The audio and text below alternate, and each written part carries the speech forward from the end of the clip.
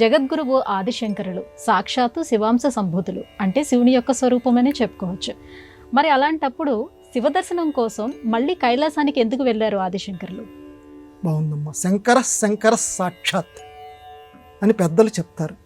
అంటే శంకరుడే శంకరుడు. అంటే ఈ లోకంలో ఏదైతే మనకి ఈ 32 సంవత్సరాల జీవిత కాలంలో దాదాపుగా 90కి పైగా స్తోత్రాలు, ప్రకరణ గ్రంథాలు, భాష్యాలు ఇన్ని రచించినటువంటి ఆ మహానుభావుడు ఎవరైతే ఉన్నారో, ఆ కేరళలో జన్మించినటువంటి మహానుభావుడు ఎవరైతే ఉన్నారో ఆయన శివుని యొక్క అంశ, శివావతారమే అని నమ్ముతారు చాలామంది. మరి ఇక్కడ వెంటనే మనకు ప్రశ్న వస్తుంది, శివుడు ఒకసారి శంకరుణ్ణి కైలాసానికి రప్పించుకున్నాడు, లేదా ఇంకొక రకంగా చెప్పాలంటే శంకరాచార్యుల వారు శివుడి దగ్గరికి వెళ్ళారు. ఉన్నది ఒక్కడే కదండి. కైలాసంలో ఉన్న శివుడు, ఈ భూలోకంలో తిరిగినటువంటి శంకరుడు, ఈయన పేరు శంకరుడు, ఆయన శంకరుడే కదా. ఇద్దరూ ఒకరైనప్పుడు ఈయన అక్కడికి వెళ్ళటం ఏమిటి?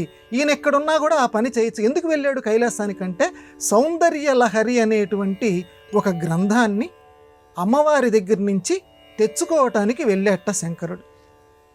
శంకరుడు సౌందర్య లహరి అనేటువంటి గ్రంథాన్ని కైలాసం నుంచి తెచ్చుకోవటానికి వెళ్ళాడు. ఎందుకు వెళ్ళాడు? ఉన్నది ఒక్కరే అయినప్పుడు ఈ కథని మనం ఎలా నమ్మాలి? ఇది పెద్దవాళ్ళు చెప్పారు, ఇది గ్రంథస్థమైంది. శంకర విజయం అనేటువంటి గొప్ప గ్రంథంలో కూడా ఇది ఉంది. అంటే దీనికి సమన్వయం పెద్దవాళ్ళు ఏం చెప్పారంటే, ఒక అవతారం ఉన్నప్పుడు మళ్ళీ ఆ దేవుడికి సంబంధించిన అవతారమే లోకంలో కనపడటం రివాజు. ఇది పరమాత్ముడి యొక్క లీల. ఎట్లా అండి? ఉదాహరణకి రామాయణం తీసుకుంటే శ్రీరామచంద్రమూర్తి చక్కగా విష్ణువు సాక్షాత్ అని రామాయణం కంఠోక్తిగా చెప్పింది. బాలకాండలో చెప్తాడు, విష్ణువే స్వయంగా రాముడిగా జన్మించాడు అని. మరి ఆ రామావతారంలోనే పరశురామావతారం కూడా కలుస్తుంది. అంటే రాముడు వివాహం చేసుకున్న తర్వాత అయోధ్యకి తిరిగి వెళుతున్నటువంటి సమయంలో పరశురాముడు వస్తాడు. సరే, అక్కడ జరిగిన కథ అందరికీ తెలుసు. వైష్ణవ ధనస్సు దీన్ని పట్టుకో నువ్వు అంటాడు, ఆ వైష్ణవ ధనస్సుని ధరిస్తాడు. ఇక్కడ నేను మన ప్రస్తావనకి సంబంధించి అన్వయం ఏం చేస్తున్నానంటే, ఒక అవతారం ఉన్నప్పుడు దేవుడిది ఇంకొక అవతారం కూడా కనపడుతోంది. ఇక్కడ రాముడు కనపడుతున్నాడు, విష్ణువుకి సంబంధించినటువంటి ఇంకొక అవతారం పరశురామ అవతారం. అంటే రాముడు పరశురాముడు ఇద్దరు విష్ణువులకి సంబంధించిన వారే, కానీ ఇద్దరు ఎదురుపడ్డారా లేదా? అంటే ఒక అవతారం ఇంకొక అవతారం దగ్గరికి వచ్చిందా లేదా? వచ్చింది. మళ్ళీ కృష్ణుడు బలరాముడు దగ్గరికి వద్దాం. అందరూ కూడా మళ్ళీ విష్ణుమూర్తి అవతారాలు అంశలే. ఆదిశేషుడన్నా విష్ణు అంశే. శ్రీకృష్ణుడు జన్మించినప్పుడు మళ్ళీ బలరాముడు కూడా విష్ణు అంశ, అగ్రజుడిగా జన్మించాడు. కాబట్టి 2 అవతారాలు, అంటే ఒకే దేవుడు 2 అవతారాలు ఎత్తాడు. అదే రకంగా ఇప్పుడు సమన్వయించుకుందాం.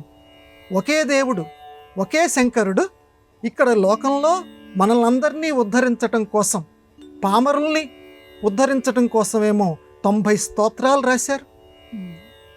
కొంచెం పై స్థాయి ఉన్నటువంటి వాళ్ళకి, కొంచెం బుద్ధితోటి ఆలోచించగలిగినటువంటి వాళ్ళకి ప్రకరణ గ్రంథాలు రాశాడు.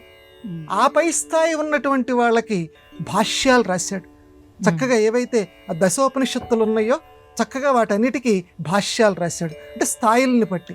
కాబట్టి ఒకరే శంకరుడు ఇక్కడ భూలోకంలో శంకరాచార్యుల వారిగా ఉన్నాడు. ఎందుకంటే నమక చమకాలలో కూడా ముండి అనే పదం వాడతారు. ముండి అంటే మొత్తం తల గొరిగించుకున్నటువంటి శివుడు. తల గొరిగించుకున్న శివుడు అంటే ఎవరండి? శంకరాచార్యులు. కాబట్టి నమక చమకాలలో కూడా ఆ శివుడు ఈ శివుడే, ఆ శంకరుడు ఈ శంకరుడే అని నమక చమకాలంటి ప్రముఖమైనటువంటి గ్రంథం కూడా పేర్కొంది. కాబట్టి ఒకరు 2 అవతారాలు ఎత్తటంలో మనకు ఎటువంటి ఆక్షేపం లేదు, దేవుడి యొక్క లీల. అందుకని శంకరుడే ఈ లోకాన్ని ఉద్ధరించడం కోసం, ఆ సౌందర్య లహరిని తీసుకురావటం కోసం మళ్ళీ కైలాసానికి వెళ్ళారు. అందులో ఇటువంటి విప్రతిపత్తి లేదు.